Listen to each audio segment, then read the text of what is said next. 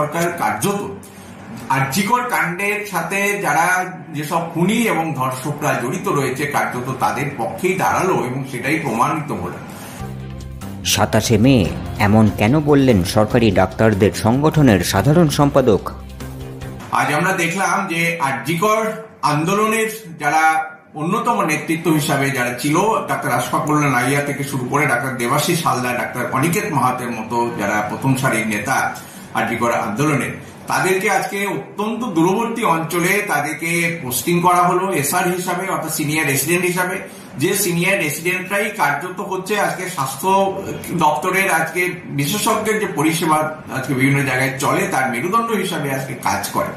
এবং সেই তাদের যে নিয়োগের প্রক্রিয়া দীর্ঘ 2 মাসের উপরে আজকে আটকে রেখেছিল, টালবাহানা চলছে, আটকে রেখে আজকে সমস্ত জায়গায় পরিষেবাটাকে বিঘ্ন ঘটিয়েছে। সেটা যেমন করেছে, আবার ভেতরে ভেতরে চক্রান্ত করে কার্যত বেছে বেছে এই কিছু যারা নেতৃত্ব ছিল তাদেরকে আজকে প্রতিহিংসামূলক আজকে বদলি তাদেরকে করা হবে, সেই প্রক্রিয়া তারা চালিয়ে গেছে। আমরা কিছুদিন আগে দেখলাম যে স্বাস্থ্য ভবন যে এই নিয়োগের জন্য যে কাউন্সিলিং করেছিল মেরিট অনুযায়ী, সেই কাউন্সিলিং প্রক্রিয়া অনুযায়ী তাদের যে জায়গায় পোস্টিং পাওয়ার কথা ছিল তাকে গেল পুরোপুরিভাবে ভায়োলেট করে, কোন রকম কোন নিয়ম কানুনের তোয়াক্কা না করে, এবং এই স্বাস্থ্য ভবনেরই যে মেরিট লিস্ট সেটাকে চূড়ান্ত ভাবে ভায়োলেট করে, তোয়াক্কা না করে আজকে তাদেরকে একদম মানে উদ্দেশ্য প্রণীত ভাবে আমরা মনে করি যে কাউকে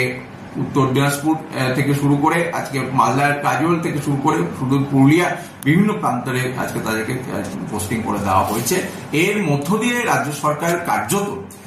আরজিকর কাণ্ডের সাথে যারা যেসব খুনি এবং ধর্ষকরা জড়িত রয়েছে কার্যত তাদের পক্ষেই দাঁড়ালো এবং সেটাই প্রমাণিত হলো। এবং তাদের আজকে অপরাধকে, বড় বড় অপরাধীদেরকে অপরাধকে আড়াল করার যে একটা চক্রান্ত তারা যে করছে সেটাই কিন্তু প্রমাণিত হলো আবারও আজকে এদেরকে ভিক্টিমাইজ করার মধ্য দিয়ে। আমরা রাজ্য সরকার এবং শাসক দল তৃণমূলের এই যে অঙ্গুলি হেলনে এই যে আজকে নির্দেশিকাটা বেরিয়েছে, চূড়ান্ত অন্যায় আজকে এবং চূড়ান্ত আজকে অবৈজ্ঞানিক একটা যে নির্দেশিকা বেরিয়েছে, বদলি নির্দেশিকা বেরিয়েছে, এটাকে ইমিডিয়েট প্রত্যাহার করতে হবে সেই দাবি আমরা জানাচ্ছি। এবং যে কাউন্সিলিং প্রক্রিয়া চলেছিল, যে কাউন্সিলিং যে মেরিট লিস্ট রয়েছে সেই মেরিট লিস্ট অনুযায়ী আবার তাদেরকে পুনরায় যেখানে মানে সব পদে তাদেরকে আবার বহাল করতে হবে বা নিজস্ব জায়গাতে তাদেরকে আনতে হবে, এই দাবি আমরা সার্ভিস ডক্টরস ফোরামের পক্ষ থেকে রাখছি।